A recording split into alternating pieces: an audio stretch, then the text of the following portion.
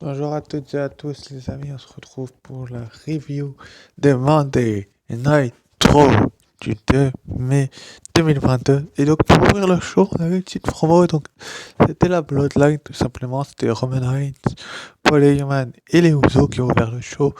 Et puis ils, euh, enfin, Paul Heyman a fait la présentation habituelle et a dit Welcome to Monday Nitro, puis il a donné le micro à, à Roman Reigns, qui tout simplement a dit Greensboro, parce que Rose passait à Greensboro, à 12 fois, et tout simplement, au moment où il a dit ça, Roman Reigns, et il a fait un léger sourire, et RKO est arrivé derrière et a foutu un R freaking KO sur les Usos. Puis Drew McIntyre a débarqué et c'est parti en bagarre générale. Donc ce que j'en pense, c'est que le fait de faire cette bagarre générale à 6 jours de ce match si important, euh, je pense que ce n'est pas une très très bonne idée. Mais après, c'est que mon avis. On a bien vu que finalement les arbitres sont arrivés pour les séparer parce que sinon ça ne serait jamais terminé cette bagarre générale et ça a tout simplement démontré que la Bloodline n'était pas sur les devants de la scène. Bref, ensuite après du coup on a eu c'était les Street Profits et Ezekiel, enfin on va dire Ezekiel et Elias parce que j'en ai marre, voilà.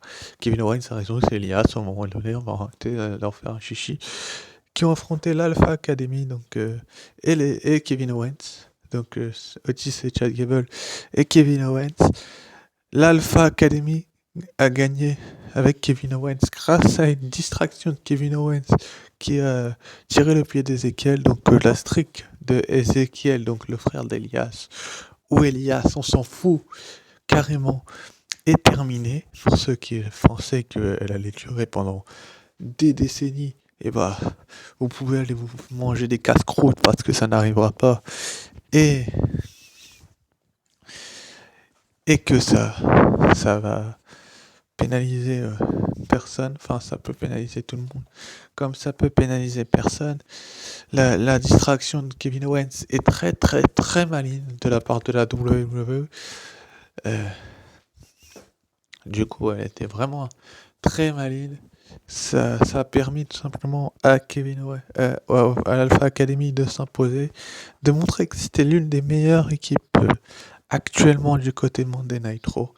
Et j'en fais pas trop pour vous dire ça, c'est que je pense vraiment que l'Alpha Academy a quelque chose. Du coup, ensuite, après, on a eu Virma qui a affronté un catcheur local. J'en ai strictement rien à secouer de ce de ce match-là. Chaque semaine, Virman détruit un catcheur local. Chaque semaine, je donne mon avis. Mais à un moment donné, il faut arrêter. Sérieux. Les gars, mettez-lui des vrais adversaires. Je sais pas moi, mettez-nous un Virman contre Rey Mysterio. Vous l'avez annoncé il y a quelques temps. Un Virman contre un autre catcheur. Mais arrêtez de mettre des catcheurs locaux. Du coup, ensuite, après, on a eu Damien Priest. Donc, il n'était pas champion des États-Unis, bien évidemment. Théorie qui a le titre, face à AJ Styles. Et si AJ Styles s'imposait, j'ai bien dit si, et il y est parvenu, bien évidemment, Damien Priest était banni des avoirs du ring lors de son match de WrestleMania Backlash face à Edge. Et heureusement, AJ Styles a réussi à gagner via un roll-up alors que Edge a essayé de le distraire. Ça n'a pas fonctionné et je suis très content que ça n'ait pas fonctionné parce que Edge nous saoule avec ses interventions. J'aime beaucoup son personnage de heel, mais il est relou par certains moments. Edge Styles qui est légèrement blessé, je sais pas si c'est la storyline ou pas, mais vu l'attaque qu'il a subie, je ne pense pas. Donc, Edge Styles a tout simplement fait fait ce qu'il avait dit, c'est-à-dire qu'il a gagné le match. Puis Judgment Day, donc il y a Damien Priest et Edge l'ont voulu l'attaquer, et Finn Balor l'a sauvé. Et heureusement d'ailleurs. Du coup, ensuite, après, on a eu Theory qui a eu et qui a été invité du Miss TV. Donc ce segment était plutôt pas mal du côté de la WWE. On sait y faire du côté des segments parce que je pense que Theory, sincèrement, il aurait pu, comment je peux vous dire ça, pendant que Ali aurait pu ne pas venir, son micro ne marchait pas, on s'est un petit peu foutu de sa gueule, enfin le Miz s'est foutu de sa gueule finalement, le Miz a réussi à faire fonctionner le second micro en tapant dessus, vous m'expliquerez comment ça marche alors qu'Ali l'a fait pendant 90 minutes, pendant le temps d'un match de foot, je plaisante, mais pendant au moins 2 minutes il l'a fait, de taper sur le micro. Je trouve ça idiot de la part de la WWE, j'ai bien dit idiot de faire ça à Ali alors qu'il vient juste de revenir. Du coup, Theory a débarqué. Theory a fait chier le monde, excusez-moi l'expression, mais chaque fois qu'il vient, il emmerde le monde avec son site des États-Unis. Il nous a dit, j'ai parlé avec mon mentor, Miss, dont ta défaite a été retirée des bouquins et de la semaine dernière, bien évidemment. Et ce que je voulais rajouter, ah oui, et toi, Ali, tu vas affronter moi et Miz dans un match handicap. Contender match, donc si tu gagnes, t'as une chance au titre. Bien évidemment, la WWE se fout carrément de notre gueule. On savait très très bien qu'à 2 contre 1, il aurait aucune chance, Ali. Sérieusement. La WWE s'est bien foutu de notre gueule là-dessus. Je pense que il faut qu'ils revoient leur plan à la hausse, sérieusement. J'ai l'impression qu'ils voulaient faire gagner Ali. Donc au début, Théorie lui dit, oui, tu vas m'affronter. Puis finalement, il rajoute le Miz dans le match. Mais on sait très bien qu'à 2 contre 1, Ali n'aurait pas la chance de gagner. Enfin bref, il a perdu en tout cas. Je n'ai pas pu suivre vraiment le match, mais il a perdu. Il a perdu et il n'aura donc pas sa chance au titre. Et je trouve ça complètement con qu'il n'ait pas sa chance au titre, étant donné que le mec vient de revenir, qu'il a fait comprendre à Vince McMahon qu'il voulait se barrer. J'ai l'impression que Vince McMahon pour lui dire je t'emmerde, il lui a fait ça. Franchement, le mec revient la semaine dernière et gagne. Je vous ai dit, c'était plutôt pas mal vu de le faire revenir et de le faire gagner, mais là, de le faire perdre, c'est complètement stupide. Enfin, c'est que mon point de vue, vous pouvez le dire, donner le vote dans l'espace commentaire, mais je trouve ça complètement stupide. Tout ça pour protéger Théorie, bien évidemment. Ensuite, après, du coup, on a eu le set Freaking Rollins Appreciation Night. Donc, c'était tout simplement une appréciation de Seth Rollins, donc une petite promo où il a tout simplement dit que la semaine dernière, on avait fêté les 20 ans de carrière de Seth Rollins. Il voulait nous faire un résumé de sa carrière, donc il allait le lancer, puis le public... carrément là, c'était très très bon, chanter Cody, Cody, Cody, juste pour qu'ils viennent. Rollins leur a demandé du coup de se la fermer. Puis finalement, au bout d'un certain moment, Rollins a dit voici le set Rollins Appreciation Night. Et là, on a entendu Wrestling is One and One Royal Family. Donc la musique de Cody Rhodes qui a débarqué. Puis ils se sont un petit peu chamaillés au micro, on va dire ça comme ça, parce que j'ai pas d'autres mots. Ils se sont un petit peu, pris la tête au micro, voilà, je cherchais le mot. Et en plus de se prendre la tête, ça a permis à la WWE de nous faire un petit segment. Donc Rollins s'est foutu de la gueule de Dustin Rhodes. Il a attaqué Cody. Cody a repris la main finalement. Il nous a fait un springboard cutter. Un cutter de la deuxième corde. Et Rollins a préféré fuir, prendre la fuite comme une lopette, comme il est, comme le mec qu'il est, comme un peureux, comme tout ce que vous voulez. Je pense que Cody Rhodes est plus que prêt à cette revanche. Je pense que Cody Rhodes a vraiment besoin du soutien de la foule dans ce second combat face à Seth Rollins.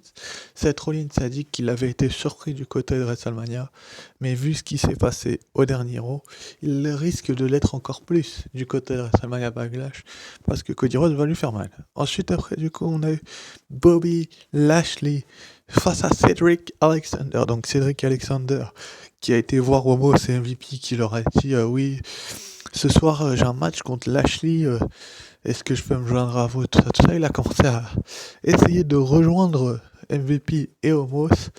Puis MVP lui a demandé gentiment de partir dans un premier temps, puis il a continué à parler pour que finalement Homos lui dise bah tu peux y aller, enfin tu peux partir mais d'un ton agressif. Genre si tu pars pas je vais te casser la bouche. Et du coup il est parti. Finalement Bobby Lashley a littéralement détruit Cedric Alexander sous les yeux de notre ami Homos parce que faut savoir qu'il est arrivé et qu'il nous a fait comment dire qu'il nous a un petit peu pourri le truc, enfin la chose, parce qu'il aurait pu très bien arriver et rien faire. Et là, MVP, quand Lashley était en difficulté, se foutait de sa gueule, et ça l'a encore plus énervé. Finalement, Lashley a propulsé Cedric Alexander contre le poteau. C'est la première, il l'a ramené sur le ring, Spear, Hurdlock, comme vous pouvez le voir sur cette image, et victoire de Lashley. Bref. Ensuite, après, donc, pour le main event, donc, on a eu un 6-woman tag team match. Donc, c'était la championne de Raw, Bianca Belair, avec la revenante de la semaine dernière, Asuka et Liv Morgan, face à Becky Lynch, qui est aussi revenue la semaine dernière, Sonya Deville et Rhea Ripley. Un match qui a été annoncé par notre ami Adam Pearce. Donc, Adam Pearce, qui a tout simplement dit à Sonya Deville, tu seras évaluée ce soir, tu es une compétitrice, tu n'es pas, officielle. Et du coup, en plus de montrer que c'était pas une compétitrice, on a eu un excellent match. Franchement, si on m'avait dit que ce match-là, donc Liv Morgan, Bianca Belair et Asuka, Becky Lynch, Sonya Deville et Rhea Ripley, durait aussi longtemps, enfin il n'a pas duré énormément de temps, il a duré peut-être une vingtaine de minutes, mais qu'il serait aussi bon avec les contres et tout ce que vous voulez dedans, et que finalement Sonya Deville tente de tricher et que l'arbitre le voit et que Bianca Belair l'empêche de tricher et que finalement Liv Morgan gagne avec son Oblivion, je vous aurais pas cru. Et là, ils m'ont toutes les 6 épatées. On a vu que Becky Lynch avait très très peur d'Asuka parce que dès qu'elles se retrouvaient toutes les deux sur le ring, elle préférait prendre la fuite et en plus de prendre la fuite, elle préfère aussi. Qu'est-ce que je cherche à dire plus de prendre la fuite, elle préfère passer le relais. On a bien vu qu'Asuka n'avait pas perdu de sa superbe depuis son retour la semaine dernière dans le ring. On a vu Bianca Belair être assez forte, même s'il a été mise en difficulté aussi. Liv Morgan a été le maillon faible pendant une majeure partie du match. Et finalement, elle fait gagner son équipe sur Sonya Deville. J'espère que Adam Pearce est content, que son évaluation a fonctionné, que Sonya Deville est une compétitrice et qu'elle ne changera pas les matchs comme elle veut, comme elle l'a fait la semaine dernière. Et c'est un petit peu pour ça aussi qu'on a eu ce match comme a souhaité, comme l'a très très bien dit Adam Pearce, parce que Sonya Deville avait voulu que ce soit un long part. Mais il a refusé. Adam Pearce, il lui a dit t'es une compétitrice, t'es pas officielle, c'est ma décision. Et donc elle s'est fait littéralement casser la figure, Sonya Deville, et elle a perdu encore. Et je trouve que de la faire perdre contre Bianca Belair, c'est plutôt cool du côté de la WWE de la faire perdre contre Bianca Belair. Moi je trouve ça cool, je trouve ça très bien, etc. etc. Mais relancer Liv Morgan, c'est encore une idée de génie. Je pense qu'il va falloir la reconstruire. On a bien vu ce qui s'était passé avec Rhea Ripley. Espérons que sa feud soit meilleure. Pour ce qui est d'Asuka et Becky Lynch, espérons que ça continue aussi. Et pour Bianca Belair, trouvez-lui franchement quelqu'un à la hauteur. C'était mon analyse, ma review d'Euro. Ce jeudi, ciao, bye bye.